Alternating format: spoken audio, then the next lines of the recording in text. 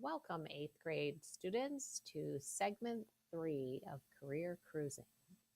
Text box and type in your username, type in password, and enter the Career Cruising program. Underneath your name on the left, click on My EDP. In segment 3, we are going to focus on doing some investigation and on types of post-secondary institutions, training facilities that we would like to receive additional education from after high school. That's what post-secondary means, after high school. And all of you are going to have to participate in something extra after high school, whether it be a 1-year certification, 6-month certification, 2-year associate's degree, 4-year bachelor's degree program. All of you are going to have to participate in some kind of post-secondary after high school education.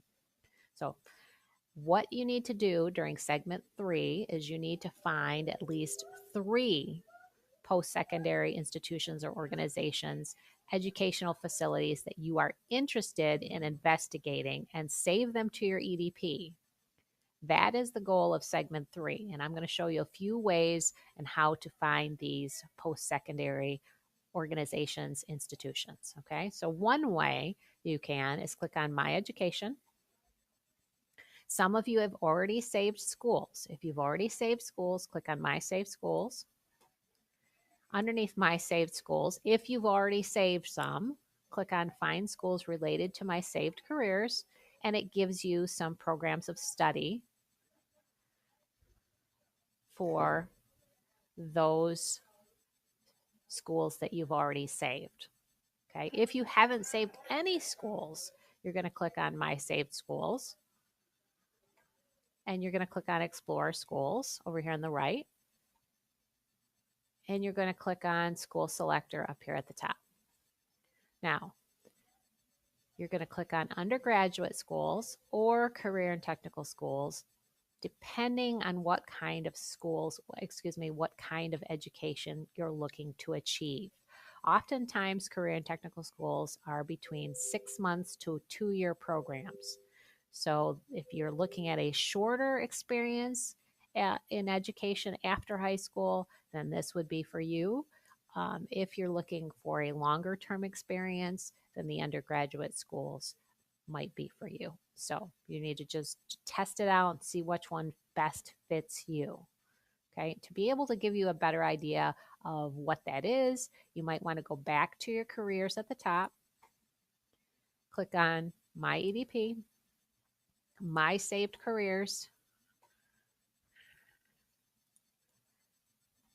click on one of the careers from your list that you saved that you're most interested in. I'm going to click on Architect.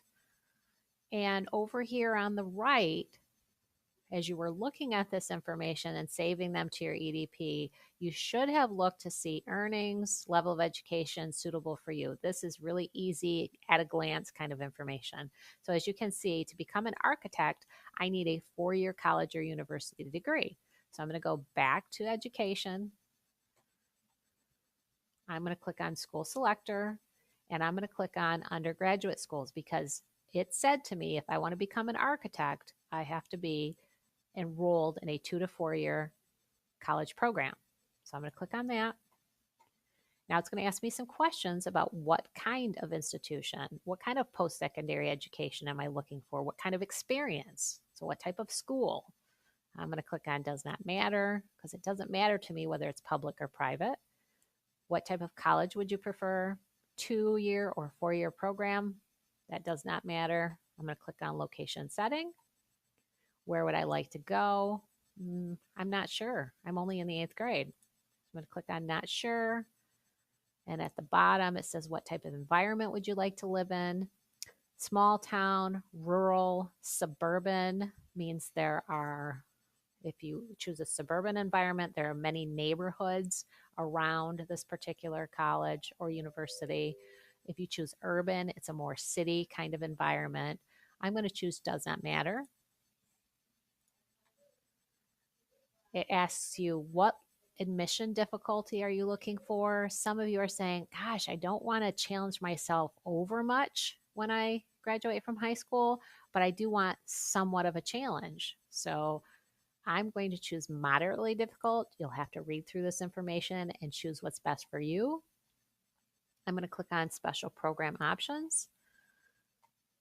It doesn't matter, these programs. I appreciate all these programs, but it doesn't really matter what the school offers, but it might matter to you. So you need to look carefully through this information.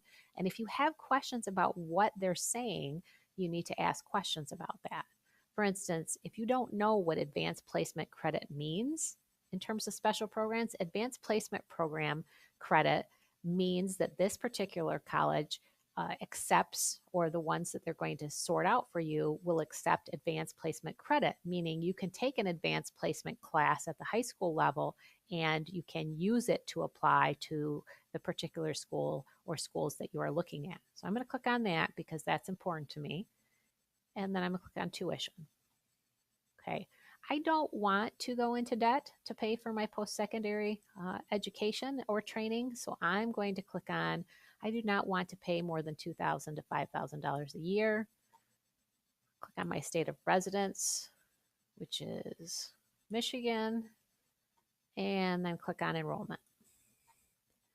And it doesn't matter what size school.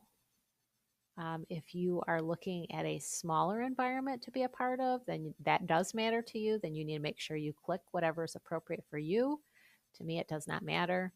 Would you prefer a student population that is coeducational, mostly men, mostly women? Does not matter.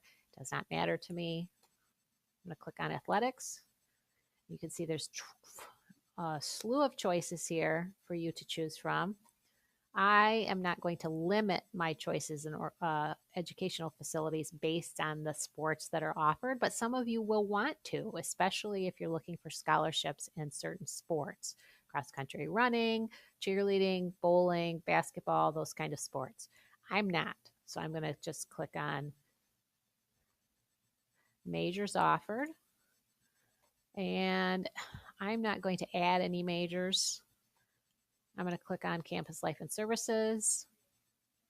It doesn't matter what kind of campus, whether it's women only, men only, that doesn't matter to me. Click on that. Which of the following do you want to be available on campus? These kinds of activities, I'm not sure that I care what is offered, so I'm going to say does not matter, and I'm going to click on view results. So these are my choices for this particular program for becoming an architect. Looks like 4-year graduate degree in San Juan, Puerto Rico. All of these places are in Puerto Rico. Surprisingly, I'm wondering how that happened. And I'm going to click on close matches because I'd like to see, okay, I've got 1,010 schools that match 10 of 11 topics selected. So I'm going to click on that so I have more choices. There we go. That gives me many more choices. And it was only missing one of my criteria, as you can see. So I can choose from these. I'm going to look at some of these universities, post-secondary educational facilities, see which ones are most interesting to me, and then I'm going to save at least 3 using this up here on the right hand side, save to my EDP. Remember, you have to save at least 3. Now, if you want to review your criteria for the school selector, you can go ahead and review it and change it. You can see the tiny little pencils over here on the right that allows you to edit the information, change it.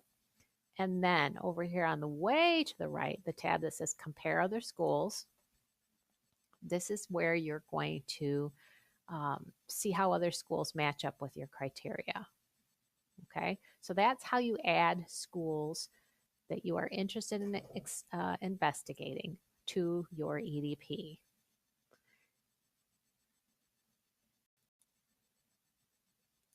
Now, to be able to compare information, this is one of the most important tools of career cruising, and so you need to pay attention to this. To compare schools up here, click on compare schools at the top.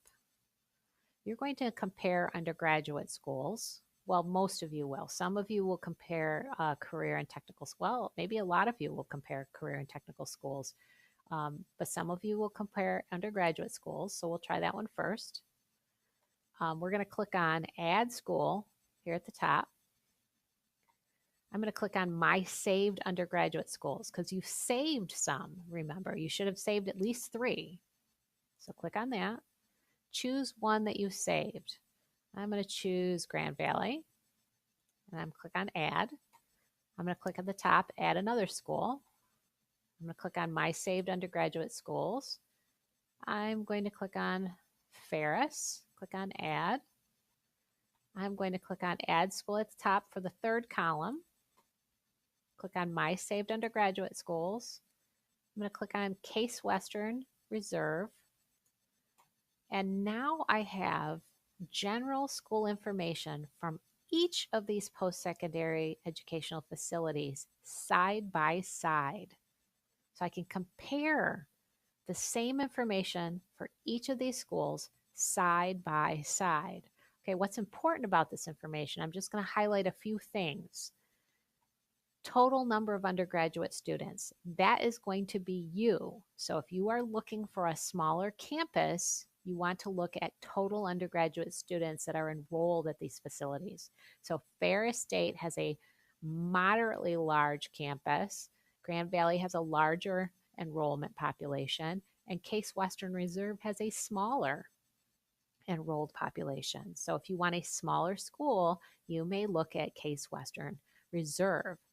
Okay, underneath faculty, it's going to tell you this is important. It's coeducational, and it looks like there's a student to faculty ratio at Grand Valley University of 17:1, which means it's an average of 17 students per instructor.